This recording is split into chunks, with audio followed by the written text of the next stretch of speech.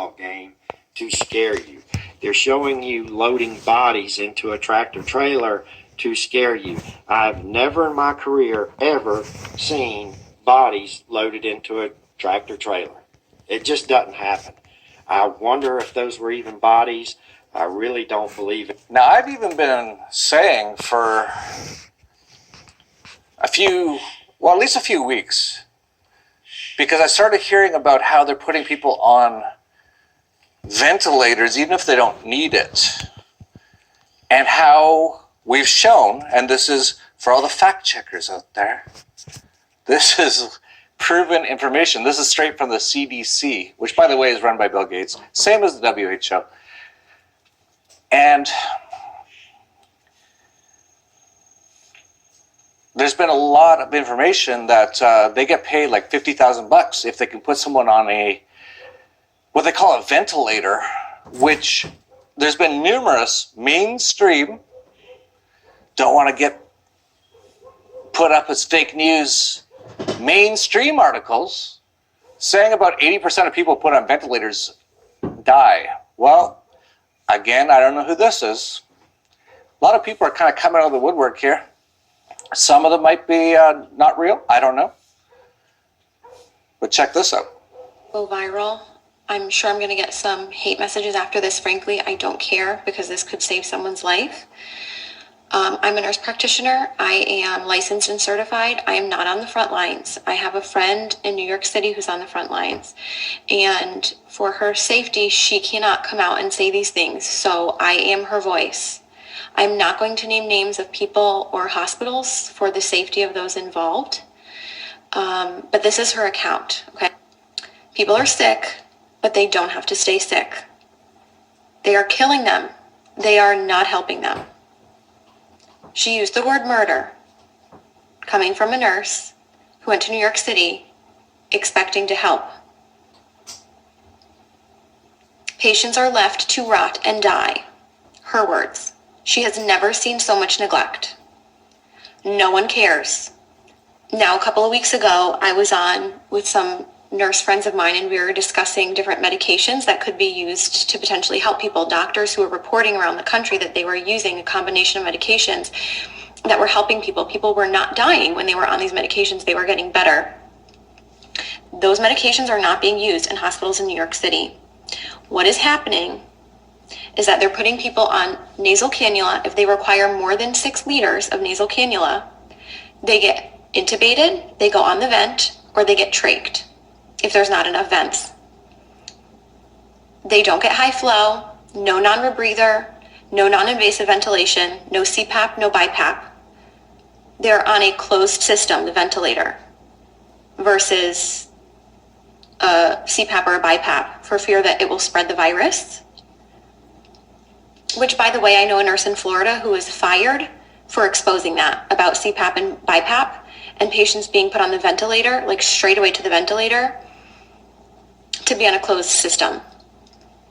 The patients don't know any better. They don't have family with them. There is no one there with them to advocate for them. So they are scared and they give consent. The ventilators have high PEEP, high pressure, which then causes barotrauma. It causes trauma to the lungs. Dr. Cameron Kyle Siddell, a few weeks ago, put out a video. He's in New York City, and he put out a video saying something is not right, like we're not treating this correctly. We're doing something wrong.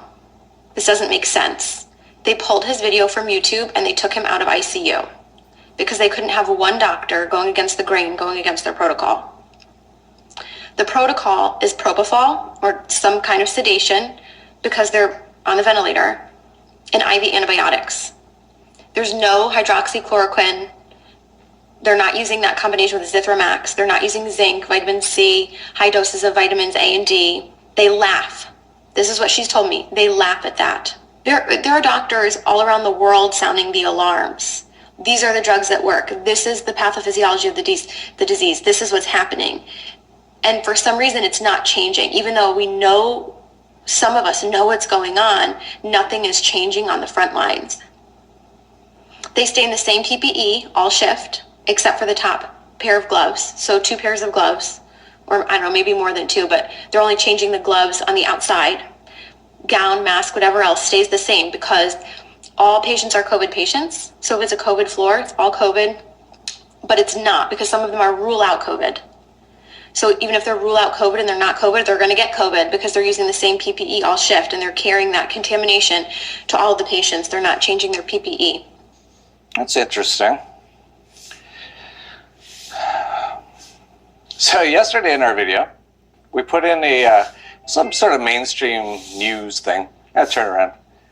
Actually, I wonder how far we can go down here. I'll keep going.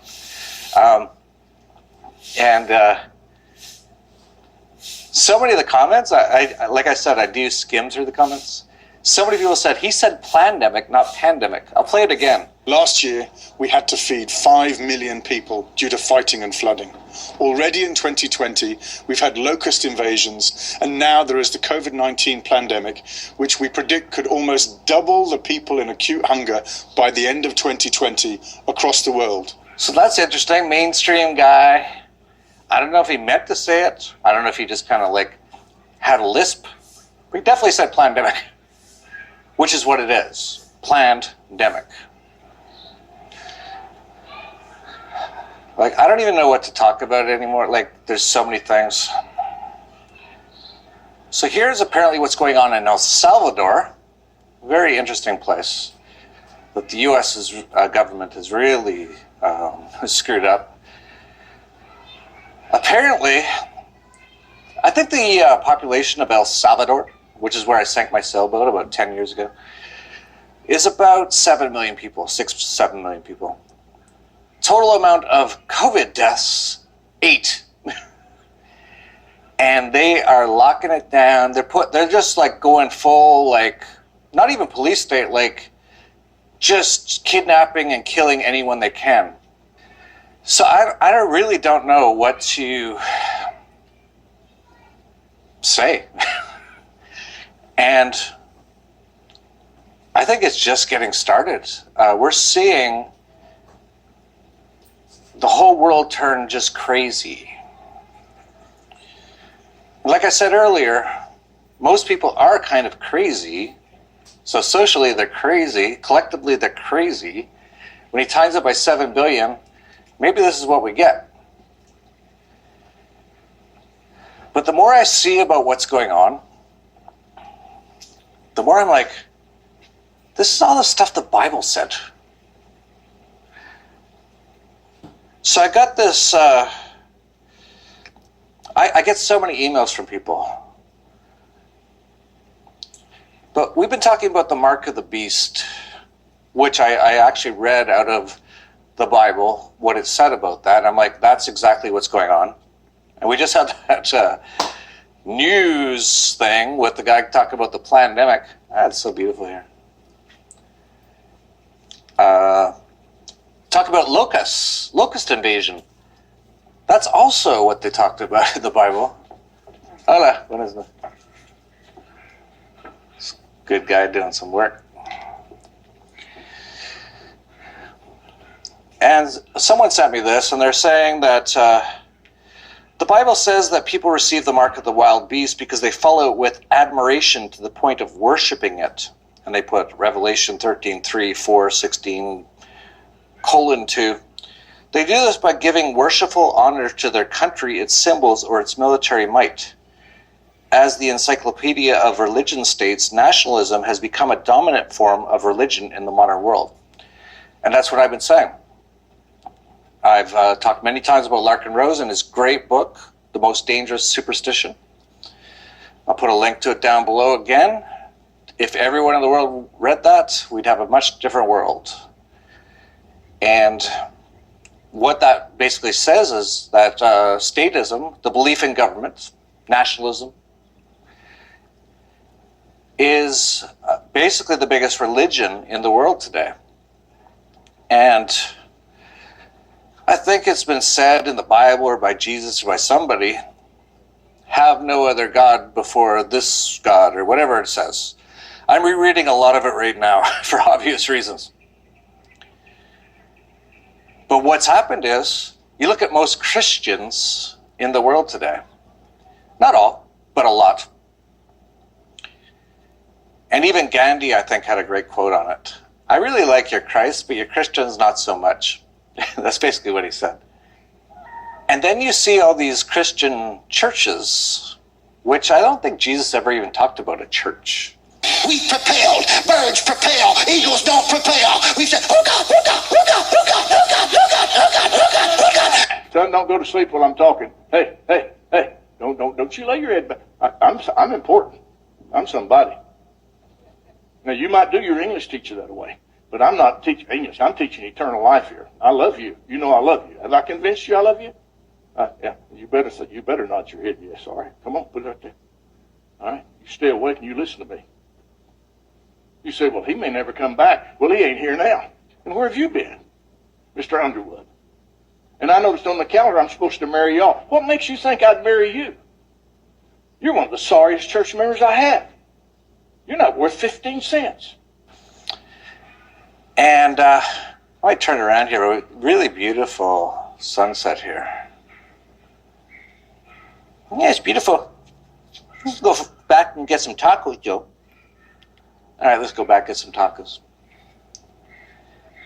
And you see these Christian churches, and they're talking about praising the military, praising the president of the U.S.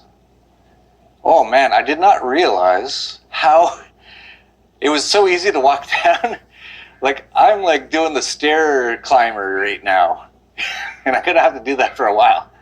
So I might get out of breath here a little bit. Holy cow, this is way steeper than I realized. But there's even churches. I'll see if I can find some clips or photos where it's super, they got the U.S. flag, support the troops. That's what I think, I'm still just learning right now. Jesus, or it said in the Bible, like, be careful of false gods. And many people believe the government now is God. And government, as I've said a few times, in Latin, it's two words, gobernare, to control, mentis, or here in Mexico, mente, mind. It's mind control. So, since so many people, oh man, I'm going to get so out of breath here. Isn't that really nice here, though?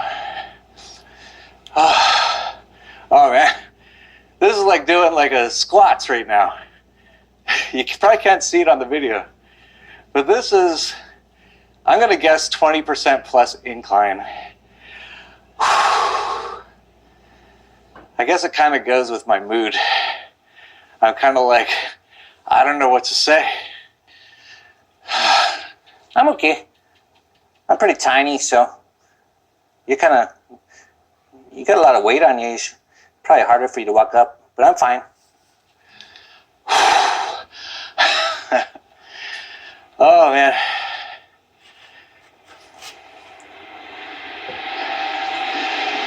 So I think my message here is that I can't fully explain nor go over. Just want to make sure here that what's going on in the world, it's too much. And I have this really sneaking suspicion it's going to be like 100 times more soon. But if what you've gotten from this so far is that there's no real hope, don't get me wrong that way, because I've seen, when I first started talking about all this stuff, not quite as like how I'm doing today, but I've been talking about this stuff for about 10 years. And 10 years ago, everyone thought I was crazy. And now, it's almost like I'm not crazy at all for saying this. I even had a person write me, again, I get so many messages. She said her old mother, who goes to an Orthodox church, all her and her old church lady friends talk about are like David Icke videos now. It's called a cognitive dissonance. Like, Can you handle that?